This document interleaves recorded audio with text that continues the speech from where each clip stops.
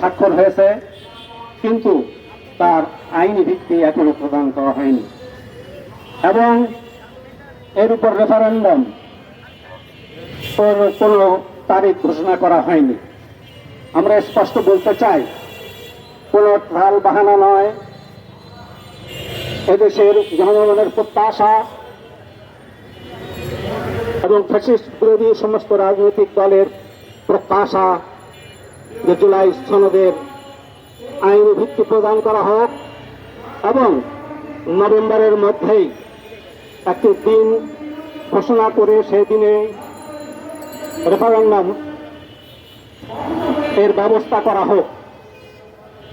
শুধু তাই নয়, আমরা যে 6 দফা দাবি করেছি, এই 6 দফা এদেশের মানুষের কল্যাণে, জনগণের কল্যাণে, দেশ এবং রাষ্ট্রের কল্যাণে, সে দাবি প্রত্যাশিত দাবিগুলোকে মেনে নেওয়ার মাধ্যমে দেশের শান্তি শৃঙ্খলা স্থিতি বজায় রাখা হোক। আজকে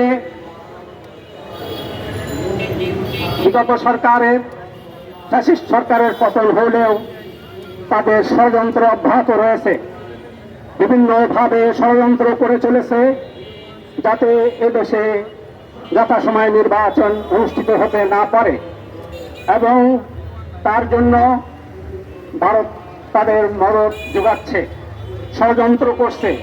আমরা বলতে চাই, জাতি এই ফ্যাসিস্ট সরকার এবং তাদের যারা সহযোগী তাদের ব্যাপারে ঐক্যবদ্ধ। কোনো অবস্থাতেই এই ফ্যাসিস্ট সরকারকে এদেশ আর গ্রহণ করব না। অতএব তাদেরকে নির্বাচনের জন্য অযোগ্য ঘোষণা করা হোক, দেশে স্থিতিশীল পরিবেশ তৈরি করা হোক, নির্বাচনের জন্য লেভেল প্লেইং ফিল্ড তৈরি করা হোক এবং আমাদের দাবি সমূহের উপর সমর্থন দিয়ে দেশ জাতির কল্যাণ নিশ্চিত করা হোক।